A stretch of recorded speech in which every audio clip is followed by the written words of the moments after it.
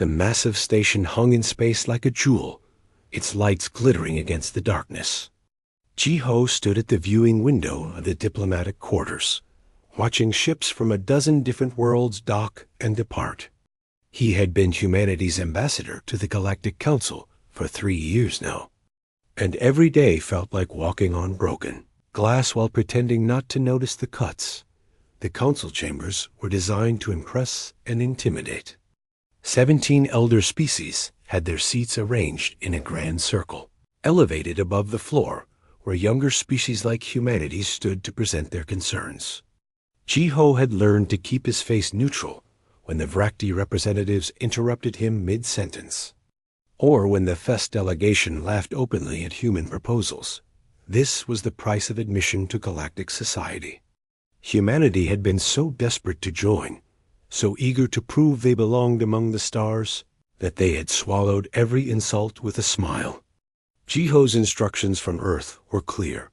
Be patient, be polite, be cooperative. Never give them a reason to reject us. Commander Minji felt the same frustration, though her battlefield was different. Her fleet of 40 ships patrolled the borders of Council space, chasing pirates and protecting trade routes. Her crews were good, well-trained, and disciplined. But the rules they operated under made every engagement a nightmare of bureaucracy. 2 weeks ago, her ship had intercepted a pirate vessel attacking a merchant convoy. The pirates fired first, but Minji still had to request permission from the nearest council authority before returning fire. By the time approval came through, the pirates had escaped and the merchant ship was badly damaged. The council's response was to remind her that proper procedures must be followed at all times.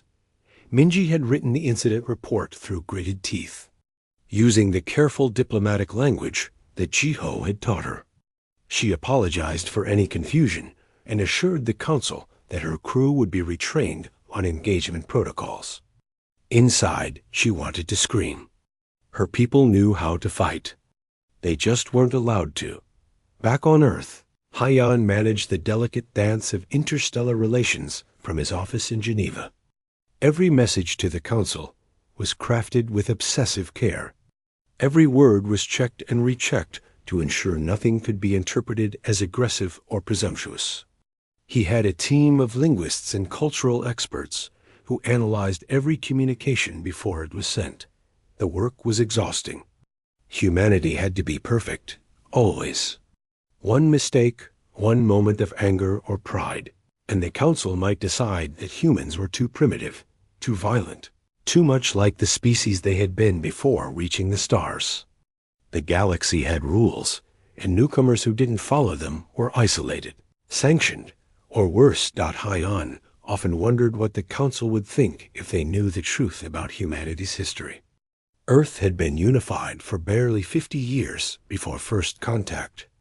Before that, humanity had been divided into hundreds of nations, constantly fighting over resources, ideology, and territory.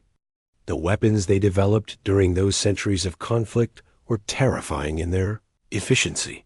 But the Council didn't ask about Earth's past, and humanity didn't volunteer the information. They saw what they wanted to see, a young species, eager to learn, willing to accept guidance from their betters. Humanity played the role because the alternative was unthinkable. Alone in the galaxy, cut off from trade and technology, they would fall behind while other species advanced. So Ji-ho smiled and nodded when the Vrakti elder spoke down to him. Minji followed protocols even when they endangered her crews. Haiyan crafted apologetic messages for offenses humanity hadn't committed.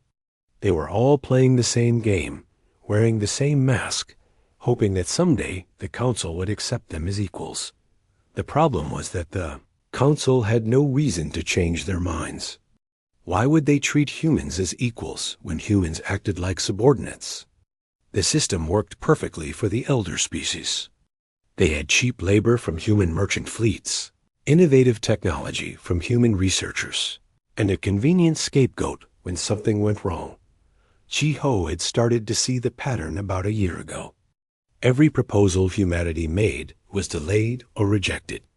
Every complaint they filed was acknowledged and forgotten. Every achievement they accomplished was praised and then dismissed as luck or accident. The Council wasn't going to accept humanity as equals. Not in 10 years, not in 100.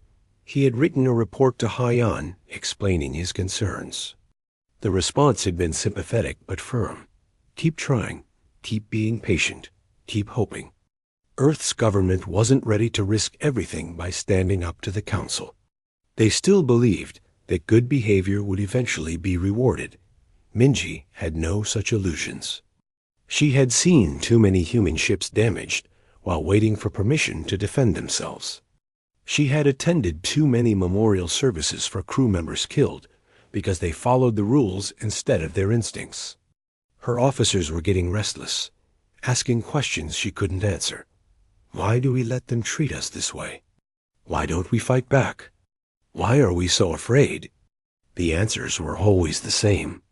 We fight back, and we lose everything. We're outnumbered, outgunned, alone. We have to be smart, patient, and careful. We have to play the long game. But Minji could see the doubt in her officers' eyes. They were military personnel, trained to protect and defend. Being forced to act weak went against every instinct they had. She wondered how much longer they could maintain the facade before something broke. Hyan saw the same cracks forming across all of humanity's presence in Council space. Reports came in daily of humans being mistreated by other species, of ships being delayed without cause, of colonies being harassed by their neighbors. Every incident was documented, filed, and sent to the Council with a polite request for intervention. Nothing ever changed. The Council would promise to investigate, form a committee, study the issue. Months would pass, and then they would announce that the matter was complex and required more time. Meanwhile, humans continued to suffer, and everyone pretended this was normal. The worst part was that humanity was capable of solving these problems themselves. Hyan knew it, Jiho knew it, and Minji definitely knew it. The technology existed, the training was there, and the will was certainly present. What was missing was permission to act. Humanity had accepted an unspoken bargain when they joined the Council. In exchange for access to galactic civilization, they agreed to suppress the parts of themselves that other species found uncomfortable. Their history of warfare, their competitive nature, their tendency toward violence when threatened. All of it was locked away, hidden behind a mask of politeness and cooperation. The Council believed the mask was real.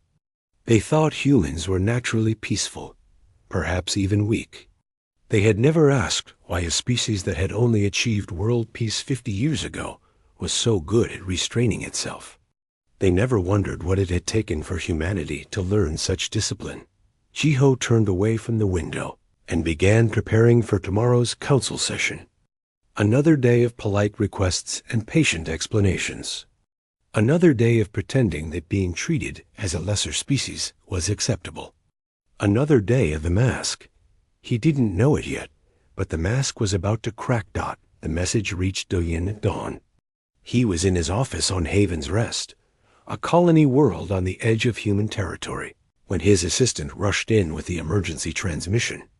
The words on the screen made his blood run cold. Broken Stone mining outpost. Thess military action. Mass casualties. No survivors at the education center. Du Hyan had been governor of Haven's Rest for 5 years. He had built relationships with every settlement under his authority, visited every outpost, knew hundreds of colonists by name. Broken Stone was a small community, just over 1,000 people, but they were his people. He had approved the construction of their education center himself, had attended the opening ceremony where proud parents showed off the facility their children would use. 200 children had been in that center when the Thess attacked. Reports came in slowly over the next few hours, each one worse than the last. The Thess had arrived claiming ancient territorial rights to the mineral deposits. The human miners had tried to negotiate, showing their council-approved claim documents. The FES commander had dismissed the documents as irrelevant. When the miners refused to leave, the FES opened fire. They targeted the residential sections first, then the education center, then the medical facility. The attack was methodical, designed to inflict maximum casualties. By the time it was over, 847 humans were dead. The FES left a message drone behind explaining that this was what happened to squatters who refused to respect their betters. Do-yoon spent the next week in a fog of grief and rage. He attended memorial services, spoke with survivors, and tried to provide comfort to families who had lost everything. And all the while, he was drafting his report to the council, choosing each word carefully, because even now, even after this, humanity had to be polite. The report detailed the attack, included testimony from survivors, and provided evidence that the FES had acted without provocation against unarmed civilians. Do-yoon submitted it to the council, along with a formal request for justice. He asked for an investigation, prosecution of the FES commander, and reparations for the families of the victims. The council's response arrived 3 days later. They acknowledged the tragic loss of life and promised a thorough review of the territorial dispute. They called for restraint from both sides and announced the formation of a committee to study the situation. Estimated timeline for resolution, 18 to 36 months. Do-yoon read the message 3 times, unable to believe what he was seeing. Nearly 1,000 humans were dead, including 200 children, and the council's response was to form a committee.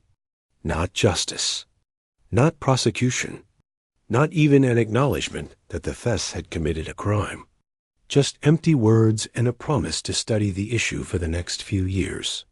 He forwarded the message to Hyan without comment. There was nothing to say. The council had made their position clear. Human lives didn't matter enough to interrupt their procedures. Hyan received Do-yoon's message in the middle of the night. He sat in his dark office, reading the council's response over and over, feeling something break inside him. He had spent years crafting careful messages, building relationships, trying to show the council that humanity deserved respect. And this was the result. When humans were murdered, the council formed a committee. He thought about all the other incidents he had documented over the years. The merchant ships detained without cause. The human researchers whose work was stolen and credited to others. The colonies that received no help when they requested assistance. The pattern was undeniable. No matter how polite humanity was, no matter how carefully they followed the rules, they would never be treated as equals. The question was what to do about it. Earth's government had always insisted on patience, but patience implied that things would eventually improve. Hyan no longer believed that. The council's response to Broken Stone proved that humanity's restraint was seen as weakness, and weakness invited exploitation. There was another option. Humanity could stop being polite. They could stop asking for permission and start taking action. They could use the capabilities they had spent 2 centuries hiding, the military power they had developed, but never deployed. It would mean risking everything, possibly facing war with the entire council. But the alternative was to continue accepting that human lives were expendable. Hyan spent the rest of the night drafting a proposal. It was the most dangerous document he had ever written, a complete reversal of 200 years of human diplomatic policy. He sent it to Earth's government with a simple cover message. We can continue being victims, or we can choose to be something else. The response came back faster than he expected. Earth's government had been watching the situation closely, had seen the same patterns Hyan had documented.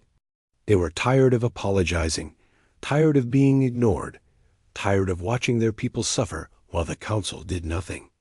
The proposal was approved with full authority. Hyan drafted his next message carefully. It went out on every secure channel to every human official in council space. The text was brief. Disengage polite protocols. Authorization confirmed. New rules of engagement to follow. Ji-ho received the message during a council session. He was standing in the center of the chamber, presenting yet another complaint about Thess aggression, when his tablet vibrated. He glanced down, read the message, and felt something shift in his chest. Relief, maybe? Or vindication? Or possibly just exhaustion at finally being allowed to stop pretending. He finished his presentation using the same polite language he had always used. The council barely listened, discussing other matters while he spoke. When he was done, they thanked him for bringing the issue to their attention and assured him it would be reviewed. Ji-ho nodded respectfully and left the chamber, but he didn't return to his office. Instead, he sent a message to his staff. Begin immediate withdrawal of all non-essential personnel from council stations. Prepare for extended diplomatic isolation. Authorize department heads to act on their own judgment if communication is interrupted. His staff had trained for this scenario, though they had never expected to use it. Within hours, human civilians began quietly leaving council space. Teachers, merchants, researchers, technicians. They departed on scheduled transports, giving polite excuses about family matters or completed assignments. No one announced what was happening, but the pattern was clear to anyone watching. Minji received her new orders while her fleet was on patrol near the Thess border. She read them twice, then called her senior officers together. They gathered in the briefing room, and she displayed the message on the main screen. New rules of engagement. All human vessels are authorized to defend themselves using any necessary force. Council approval is not required before taking action. Human territory is to be protected by any means available. Diplomatic niceties are suspended until further notice. Her officers stared at the screen in silence. Then one of them, a young lieutenant named Kang Min, asked the question they were all thinking, does this mean we can finally fight back? Minji looked at her officers, seeing the same mix of relief and apprehension she felt. They were good at their jobs, well-trained and disciplined, but they had been forced to operate with one hand tied behind their backs for so long. Now the restraints were coming off, and they were about to find out what humanity could do when it stopped asking for permission. Yes, she told them. It means we fight back. It means we protect our people. It means we stop apologizing for existing. The council wanted to see what happens when they ignore human lives. They're about to find out. The officers returned to their ships to brief their crews. Across the fleet, the mood shifted. 2 centuries of restrained aggression, of swallowed pride, of forced patience began to transform into something else. Not rage, exactly. More like focused determination. Humanity had tried being polite. Now they would try being honest that the council didn't notice the change at first. They were too accustomed to human deference to recognize when it started to disappear. But they would notice soon enough. Humanity's polite mode had turned off, and what emerged in its place was about to shock the entire galaxy. The Thess would be the first to learn. Others would follow. And by the time the council understood what was happening, the balance of galactic power would have shifted forever. The Thess warship was called Dominant Current, and its commander was confident as he approached the human vessel. He had encountered human ships dozens of times over the past few years, and the interactions always followed the same pattern. The humans would transmit identification, request permission to operate in the area, and defer to Thess authority. Sometimes he made them wait for hours before granting clearance, just to remind them of their place. Captain Borum watched the Thess ship approach on her monitors. The Quiet Resolve was a medium-sized patrol vessel, designed for flexibility rather than overwhelming force. Borum had commanded her for 2 years, and every encounter with Council species had required her to be diplomatic, patient, and submissive. She had learned to hide her frustration behind professional courtesy. Today was different. This morning, she had received the new engagement protocols. She had read them carefully, making sure she understood what was being authorized. Then she briefed her crew, watching their faces light up with something between excitement and nervousness. They were finally being allowed to do their jobs without asking permission. The FES commander's message came through on the standard diplomatic channel. His tone was dismissive, almost bored. Human vessel, you are operating in FES-controlled space. Power down your weapons and prepare for inspection. Any delay will be considered hostile action. Borum took a breath and opened a channel. Her response was calm and clear. Negative. This is human-controlled space as designated by Council territorial agreements. You are ordered to depart immediately or be removed by force. There was a long silence. Borum could imagine the FES commander staring at his communication console, trying to process what he had just heard. Humans didn't speak this way. Humans apologized and complied. They certainly didn't threaten Council species with military action. The FES ship began moving closer, weapon systems powering up. The commander's voice came back, angry now. You will comply or be destroyed. This is your final warning. Borum glanced at her weapons officer, a woman named Suji, who had spent countless hours training on systems they were never allowed to use. Suji's hands moved across her controls with practiced efficiency. Target their propulsion and weapon systems. Disable, don't destroy. Make it quick. The Quiet Resolve had weapons that the Council had never seen deployed. Humanity had developed them quietly over the past century, tested them in simulators, trained crews in their use. But they had never fired them in actual combat, because firing on a Council species would have meant diplomatic disaster. Now the restraints were off. Suji launched the attack with precision timing. The FES ship's shields, designed to withstand conventional weapons, were overwhelmed in seconds. Targeted strikes took out their propulsion system and weapon batteries before their automated systems could finish transmitting a distress call. The entire engagement lasted 47 seconds.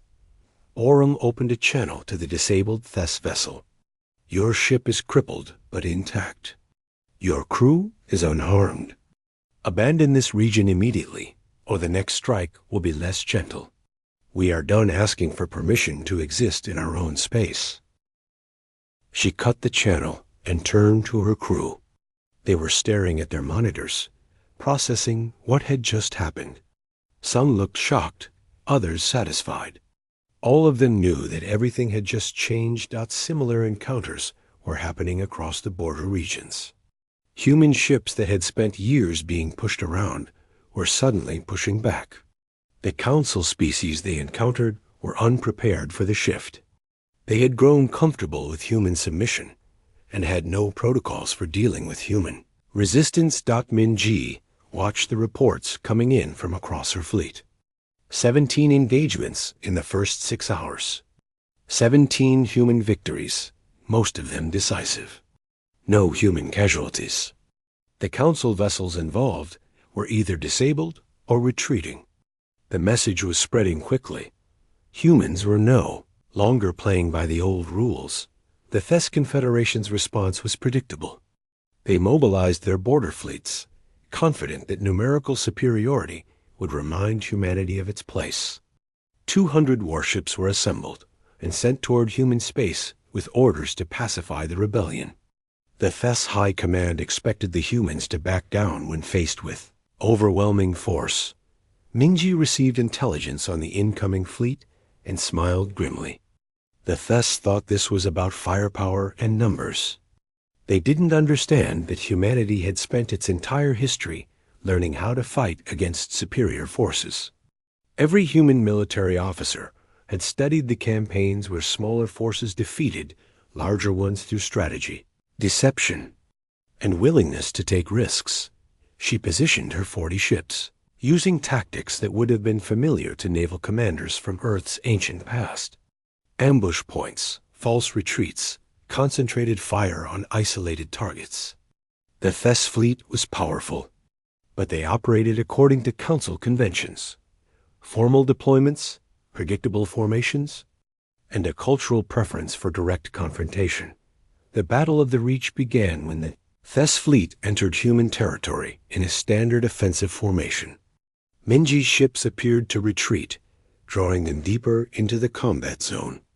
The Fess pursued, confident they were witnessing the expected human submission. Then Minji sprang her trap.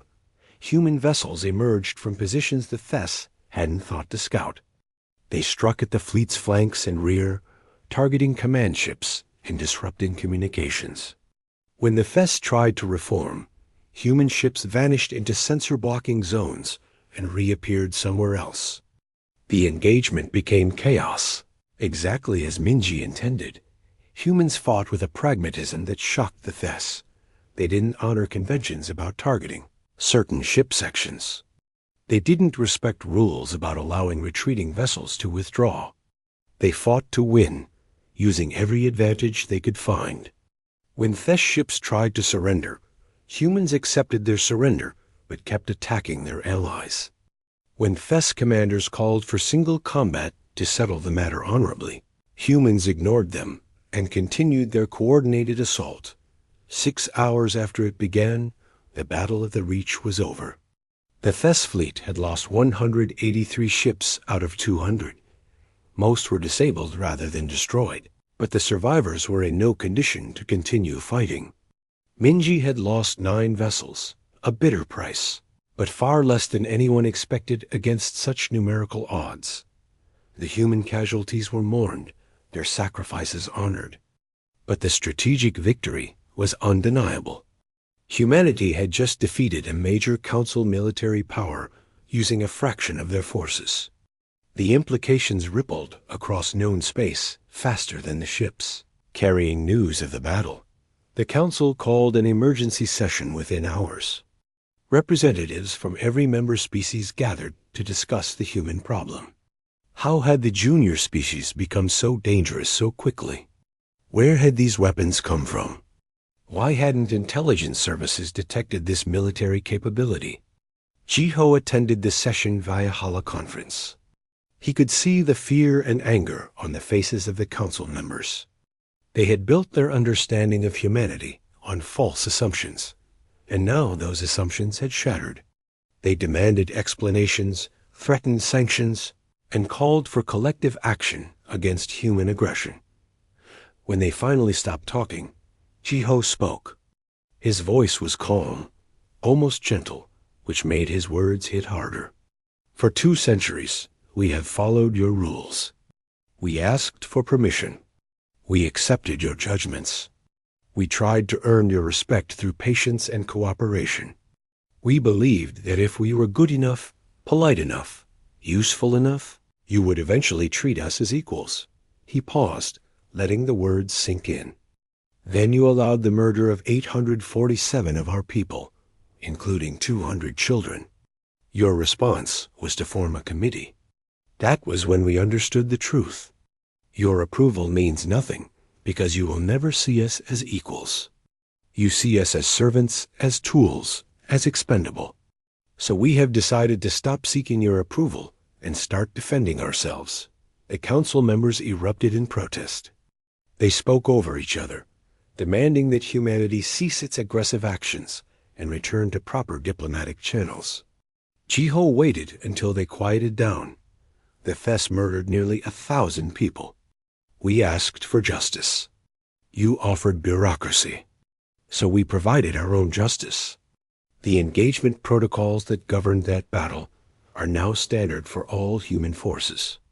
We will defend our territory and our people using whatever means necessary. If you find this unacceptable, that's unfortunate. But your acceptance is no longer our priority. Our survival is. He ended the transmission before they could respond. The image of Council representatives frozen in shock became famous across human space.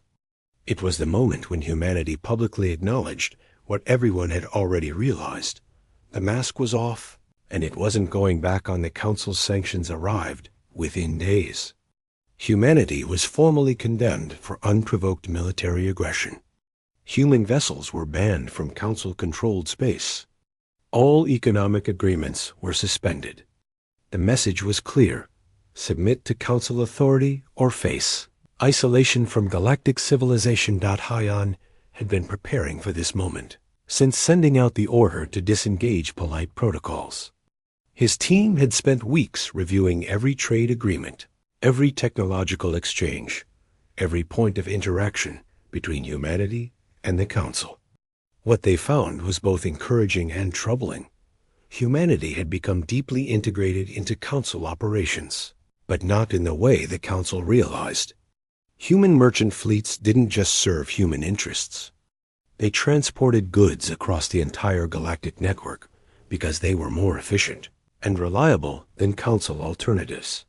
Human engineers maintained infrastructure on dozens of worlds because they solved problems faster than local specialists.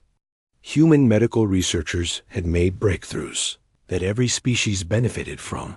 The Council thought they were doing humanity a favor by allowing these activities. The reality was reversed. The Council had become dependent on human services without recognizing it. Yunji coordinated the withdrawal with clinical precision. Every human merchant vessel in Council space was recalled to human territory. Every human engineer on contract was brought home. Every shared research project was terminated with proper legal notice. Humanity fulfilled every contractual obligation to the letter, providing the required notice period and finishing all agreed-upon work. But nothing new was started. No new contracts were signed. No new collaborations were initiated. Humanity simply stopped engaging with Council systems beyond what was legally required. The effects rippled through the galactic economy within weeks. Trade routes became unreliable as Council species tried to fill the gaps left by departing human vessels. Infrastructure projects stalled when human engineers weren't available to solve technical problems. Medical facilities lost access to human research. That had been preventing diseases across multiple species. The Council had assumed that sanctioning humanity would be painful for humans and barely noticeable for everyone else. They discovered too late that the opposite was true. Humanity's economy was designed to be self-sufficient, developed precisely because they feared being cut off from Council support. The Council economies, meanwhile, had grown to rely on human capabilities in ways they never acknowledged. But economic pressure wasn't the Council's only response. Several species, led by the Vrakti and supported by the humiliated Thess, demanded military action. They assembled a peacekeeping fleet of 600 vessels, the largest combined force the Council had mobilized in centuries. The message was clear. Humanity would be forced back into submission through overwhelming military power. The fleet's commander was a Vrakti military leader whose name translated roughly as noble warrior.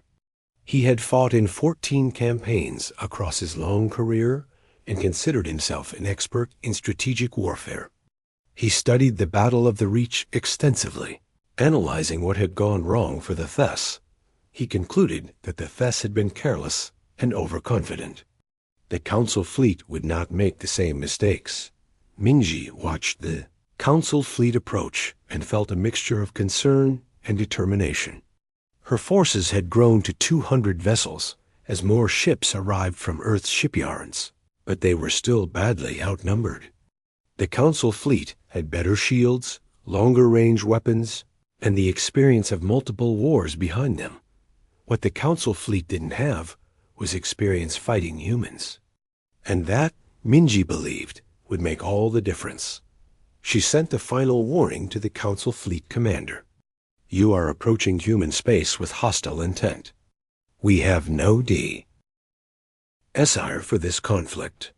Turn back now, and there will be no engagement. Continue, and you will face consequences that your species has never encountered. The Vrakti commander dismissed the warning as expected human bluffing. The Council fleet continued its advance in perfect formation, a display of military discipline and power meant to intimidate. Minji watched them come and began issuing orders. Human tactics for the Battle of Terras. Threshold were built on lessons learned over thousands of years of human warfare. Not the wars between nations that had ended 50 years ago, but the entire bloody history before that. Every strategic principle, every psychological insight, every tactical innovation that humans had developed while fighting each other was now applied against an external enemy. The Council fleet expected a conventional battle. They got psychological warfare instead. Human ships broadcast messages on Vrakti frequencies, messages designed to undermine morale and create doubt. They showed footage of the Thess fleet's destruction. They provided casualty estimates for what would happen if the battle continued. They questioned whether the Vrakti commanders cared about their crews or were simply following orders from politicians who would never face the consequences. When the Council fleet tried to jam the broadcasts, human ships adapted and continued transmitting on different frequencies. The messages got through to individual crews, who began questioning their orders. The Vrakti commander tried to maintain discipline, but doubt was spreading through his forces. Then the actual fighting started, and doubt became terror. Human ships didn't follow Council conventions about honorable combat. They used weapons that targeted life support systems, forcing Council ships to choose between fighting and ensuring their crews could breathe. They hacked into enemy computer systems, feeding false data to navigation and targeting. They deployed psychological tactics like broadcasting the sounds of dying crew members from disabled ships. The Council fleet fought bravely. But bravery couldn't overcome the fact that they were facing an enemy who fought in ways they had never imagined. The Vrakti had rules for warfare, developed over centuries of conflict with other Council species who shared similar values. Humans had rules too, but they were different rules, developed through conflicts where survival mattered more than honor. The battle lasted 18 hours. When it ended, the Council fleet had lost 400 vessels. Many more were damaged or suffering from crew mutinies, sparked by human psychological operations. Minji had lost 47 ships, each one a painful sacrifice. But the strategic outcome was undeniable. Humanity had defeated the combined military might of the Galactic Council. More importantly, humans had taken prisoners. The Vrakti commander himself was among them, rescued from his damaged flagship, along with hundreds of other Council personnel. The Council hadn't expected this. In their wars, disabled ships were allowed to retreat and prisoners were rarely taken. Minji made a public statement that was broadcast across the galaxy. These prisoners will be treated according to human standards of conduct, which means with dignity and care. They will not be harmed or abused, but they will not be returned until the Council agrees to negotiate in good faith. We did not want this war. We want peace. But peace requires mutual respect, and respect requires understanding that humanity will no longer accept being treated as expendable. On Earth, Diane presented her analysis to humanity's leadership. The Council operates on assumptions of cultural and military superiority. They expect others to follow their rules because they believe their rules are the only civilized option. This makes them predictable. Our advantage isn't better technology. It's better adaptation and a willingness to fight in ways they consider uncivilized. The question now was what came next. Humanity had proven it could defend itself, but defense wasn't the same as long-term survival. The Council could rebuild their fleets and try again. They could blockade human space and wait for humanity to run out of resources. They could do 100 different things that would make life difficult or impossible for human civilization. Or they could negotiate. Chiho sent a message to the Council requesting a formal negotiation session. The message was polite, almost gentle, but its subtext was clear. We can continue fighting, or we can talk. The choice is yours, but understand that we are prepared for either option. The council debated for 3 days before responding. Some members wanted to continue the military campaign, convinced that humanity had simply gotten lucky twice. Others recognized that something fundamental had changed, and further conflict would only lead to more losses. Finally, they agreed to negotiate. Jiho received the confirmation and allowed himself a small smile. The hard part was just beginning. The negotiation station was built in unclaimed space, far from any council or human world. It was a neutral ground in every sense, constructed by human engineers specifically for these talks. The station's design was functional rather than impressive, a deliberate choice to signal that humanity was interested in substance rather than symbolism. Jiho arrived 3 days before the scheduled negotiations, using the time to prepare his team and review strategy. The council representatives would come expecting certain outcomes, and it was important to understand those expectations in order to exceed them. Humanity wasn't looking for a temporary peace or a return to the old status quo. They wanted permanent change, a restructuring of galactic civilization that treated all species as genuine equals. The council delegation arrived with great ceremony. Representatives from all 17 elder species made the journey, accompanied by advisors, security personnel, and enough diplomatic staff to fill a small city. They had come expecting to dictate terms to a chastened humanity, to explain how the junior species could earn their way back into the council's good graces. The first session shattered those expectations immediately. Jiho opened by presenting humanity's terms rather than listening to council demands. His voice was calm and professional, the same tone he had used for years, but the context had transformed its meaning entirely. Humanity requires formal recognition of our territorial sovereignty. He began. All current human holdings are to be acknowledged as human space, with full authority to defend and govern as we see fit. The Fes Confederation will provide reparations for the Broken Stone massacre, and the commander responsible for ordering attacks on civilians will be prosecuted in a neutral court. The council charter will be reformed to eliminate formal hierarchies between species, treating all members as equals regardless of when they achieve spaceflight. The council representatives erupted in protest. The demands were impossible, unprecedented, outrageous. Several delegates walked out of the session in fury. Others remained to argue, insisting that humanity was in no position to demand anything after attacking council forces. Hyan, attending as Jiho's senior advisor, responded with uncomfortable honesty. You keep calling it an attack. We call it self-defense. Ashish murdered nearly 1,000 of our people, and you did nothing. When we defended ourselves, you sent 600 warships to punish us. Both of those fleets were defeated not because we wanted to fight, but because we refused to die quietly. If you want peace, we're offering you peace. But it will be a peace between equals, not a peace where humans accept whatever treatment you decide we deserve.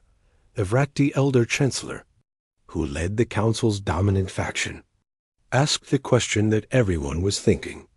You have demonstrated military capability that we did not anticipate. But military power alone does not make civilization.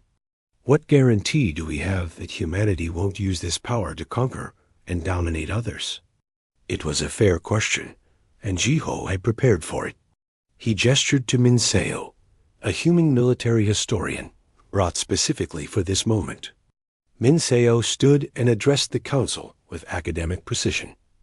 Humanity spent 10,000 years fighting itself. We had hundreds of major wars, thousands of minor conflicts, millions of battles. Our entire developmental history was internecine violence. We developed military strategy, tactics, and weapons technology, not against alien invaders, but against other humans. We became very, very good at warfare because we practiced constantly on ourselves. The council representatives looked disturbed by this revelation. Their own species had achieved unity before reaching the stars, viewing internal conflict as primitive. The idea of a species whose entire history was war against itself was deeply unsettling. Minseo continued, her tone matter of fact. When we reached space, we hoped we were done with that chapter of our history. We wanted to be peaceful. We wanted to be civilized. We tried very hard to be the species you expected us to be. But survival comes before approval. You taught us that when you ignored the murder of our people. We don't want to conquer the galaxy. We want to be left alone to build our own civilization in peace. But if you force us to choose between submission and survival, we will choose survival every time. The session adjourned with no agreements reached. The council retreated to discuss humanity's demands, while Jiho's team reviewed the day's events. The negotiations were going to take time, possibly weeks. But that was acceptable. Rushing would suggest desperation, and humanity was no longer desperate. Over the following days, something unexpected happened. Several council species, particularly the younger ones who had joined more recently, began meeting privately with Jiho's team. They had watched humanity's transformation with great interest. They too had been patronized by the elder species, dismissed as primitive, treated as lesser members. Humanity's success gave them hope that change was possible. Jiho found himself building a coalition without meaning to. These younger species didn't have the military power that humanity had demonstrated, but they had votes in the council and growing frustration with the status quo. Together, they represented a potential voting bloc that could force reforms. Even if the elder species resisted, the Vrakti Chancellor recognized the danger. If the younger species united behind humanity's demands, the entire council structure would shift. The elder species would lose their ability to dominate through tradition and cultural pressure. Real change would become inevitable. A week into the negotiations, the Chancellor requested a private meeting with Jiho. They met in a small conference room. Just the two of them, speaking without advisors or official records. The Chancellor was direct. If we agree to your terms, will humanity return to cooperative relations? Or have we simply awakened something that will eventually consume us all? Jiho considered the question carefully. It deserved an honest answer. We never wanted to be conquerors. We wanted to be partners. We still do. But partnership requires mutual respect. For 2 centuries, we were polite because we hoped politeness would earn respect. We've learned that respect comes from strength, not submission. We will be peaceful with those who treat us with dignity. We will be diplomatic with those who negotiate in good faith. But we will never again accept being treated as expendable. The Chancellor was silent for a long moment. Ben, your species is younger than mine by millennia. Yet you have taught us something we forgot, that civilization is not about hierarchy, but about choosing cooperation over conflict, even when you have the power to dominate. You could demand far more than you are asking for. The fact that you are not is perhaps the strongest argument for accepting your terms. The formal treaty was signed 3 days later. The FES provided reparations, and their commander stood trial, eventually being convicted of war crimes. Human territorial sovereignty was recognized. The Council Charter was reformed to eliminate official hierarchies between species. And most importantly, humanity took its place as a full and equal member of galactic civilization. Minji stood on her flagship's observation deck, watching as her fleet returned to normal operations. Human ships were patrolling trade routes again, protecting merchant convoys and maintaining peace. But the ships moved differently now, with confidence rather than apology. Other species gave them respectful distance, no longer assuming that humans could be pushed around without consequence. On Haven's Rest, Dayun spoke at the memorial for the Broken Stone victims. The entire colony attended, standing together in grief and solidarity. They tried to make us forget that strength and kindness are not opposites. They tried to teach us that being civilized meant being passive. We honor our fallen by ensuring their deaths meant something. We have built a galaxy where human lives are valued equally with all others. That is their legacy. Back on Earth, Hyon transmitted his final report on the crisis. The report was comprehensive, documenting every decision and outcome. His conclusion was simple. Humanity had proven it could fight. Now it needed to prove it knew when not to. The polite protocols were being reinstated, but with a critical difference. Humanity would be cooperative, but not submissive. Diplomatic, but not desperate. Peaceful, but not weak. The galaxy adjusted to this new reality slowly. Some species remained resentful, viewing humanity's rise as an upset to the natural order. Others were relieved, having suffered under the same system that had oppressed humans. Most simply accepted that humanity was now a major power and adjusted their behavior accordingly. The Council would never again mistake human politeness for weakness. They had learned, at tremendous cost, that humanity had possessed formidable capabilities all along and had chosen not to use them. That choice had been conscious, deliberate, and could be reversed if circumstances demanded it. Humanity had not become something new. They had simply stopped hiding what they had always been. Survivors who adapted to any environment, warriors when necessary, and builders of peace when possible. The galaxy would either accept this truth or face the consequences of denying it. The age of humanity's deference was over. The age of partnership had begun. And while the future remained uncertain, one thing was clear. Humanity would face it on their own terms. Polite when appropriate, fierce when necessary, but never again apologetic for their right to exist. The Council had witnessed the unthinkable. A species they had dismissed as primitive had humbled their combined military might, restructured their entire political system, and forced them to acknowledge a simple truth. Civilization isn't measured by age or tradition, but by the courage to demand justice and the strength to enforce it when justice is denied. Humanity had both, and the galaxy would never forget it.